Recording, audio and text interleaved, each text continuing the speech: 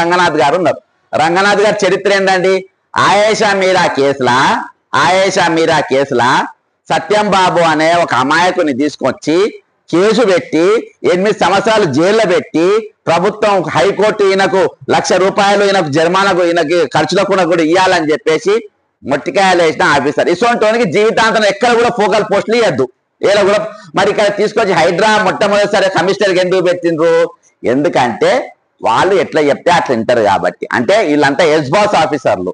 మరి కొత్తగూడ శ్రీనివాస్ రెడ్డి అన్నట్టు ఆయన ఎందుకు తీసేసిండ్రు? వాళ్ళు చెప్తే వినరు కాబట్టి తీసేసిండ్రు. వాళ్ళందరినీ నాన్ ఫోకల్లో పెడతారు. అంటే ఇక లగిచర్ల ఇష్యూలో కూడా వాళ్ళ కుట్రకు సహకరించాలని చెప్పి ఈ సత్యనారాయణ తీసుకొని వచ్చి ప్రతిసారి పేపర్ ముందుకు ఆయనకు వస్తారు. ఈ జరిగిన సంఘటన అన్నింటినీ నేను వీడియోలు మరియు అంతేకాకుండా ఫోటోలన్నీ సేకరించి జాతీయ మానవ హక్కుల కమిషన్కు నేను ఫిర్యాదు చేసిన.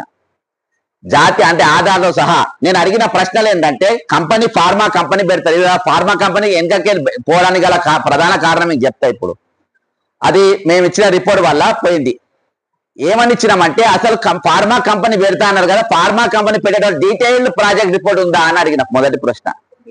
డీటెయిల్డ్ ప్రాజెక్ట్ రిపోర్ట్ లేకుండా మీరు ల్యాండ్ ఎట్లా సేకరిస్తారు? నంబర్ 1.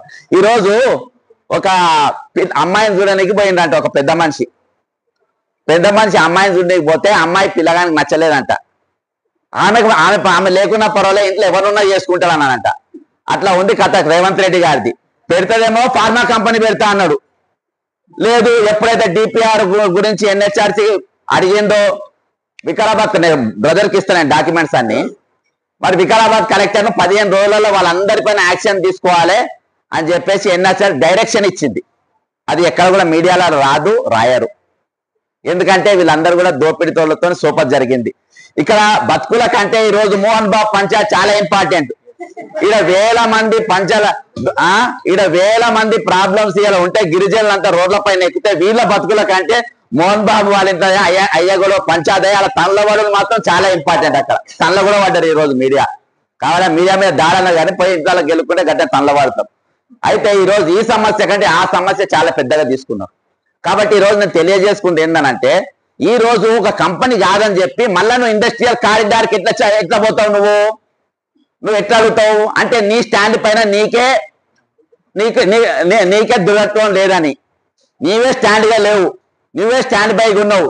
కాబట్టి అది నడవది. నువ్వు ముందు రేవంత్ రెడ్డి గారు మా భూములు అడిగే ముందు అసలు నువ్వు ఫార్మా కంపెనీ పెట్టాలనుకుంటున్నావా, లేకుంటే నువ్వు ఇండస్ట్రియల్ కారిడార్ పెడదాం అనుకుంటున్నావా? ఇండస్ట్రియల్ కారిడార్ పెడితే ఏ కంపెనీలు పెట్టబోతున్నావు అది కూడా ముందు చెప్పాలి. దానికి కూడా డీటెయిల్ ప్రాజెక్ట్ రిపోర్ట్ చేయాలి. ఈరోజు అమర్ రాజా బ్యాటరీస్ ఉన్నది. అమర్ రాజా బ్యాటరీస్ నేను చాలా యాక్టివ్గా పనిచేసిన తర్వాత గ్రామస్తులు ఒకరు వాళ్ళతో వెళ్ళిపోయారు. ఈ రోజు దాని కాలుష్యం 100 కిలోమీటర్ల దూరంలో వచ్చే రోజులలో తెలుస్తుంది దాని కథ. ఫోక్స్కాన్ కంపెనీకి ఇచ్చిండ్రు, దానికి డిపిఆర్ లేదు. ఈ రోజు 2014 వెళ్ళి మీరు నమ్ముతారు 2 లక్షల మందిని భూములు గుంజుకొని బిలో పావర్టీ లైన్ కింద తీసుకొని వచ్చిండ్రు. 2 లక్షల మంది సగటున ఈరోజు బిలో పావర్టీ లైన్ తీసుకొచ్చిండ్రు. అంటే ఈరోజు భూములు తీసుకునే వాస్తవం మీరు అర్థం చేసుకోవాలి ప్రజలారా. ఈరోజు భూములు తీసుకునేది అలా కంపెనీ పెట్టడానికి, ఫ్యాక్టరీ పెట్టడానికి కానే కాదు. మీరు గుర్తుపెట్టుకోవాల్సి ఏంటంటే, ఇక్కడ గిరిజనులు వీళ్ళకి 50 లక్షల ఎకరాల భూమి ఉంది.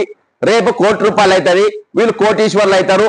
నేను వచ్చే ₹1,000కు ₹2,000 ఫోటో వేస్తారో అయ్యారో, సారా తీస్తకు ఓటేస్తారో అయ్యారో, రేపు వీళ్ళు కోటీశ్వర్లు అయితే మా మాట అయినారు అని రాజ్యం చేసి ఒక కుట్ర ల్యాండ్ ఎక్వేషన్.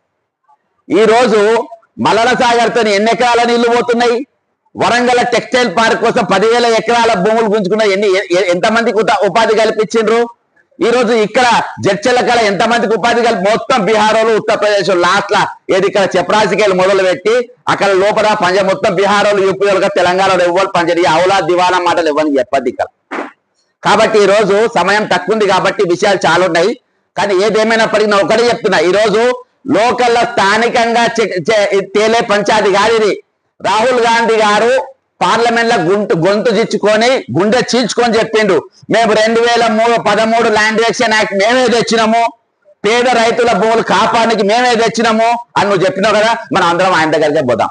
జై తెలంగాణ, అమరవీరులకు జోహార్లు.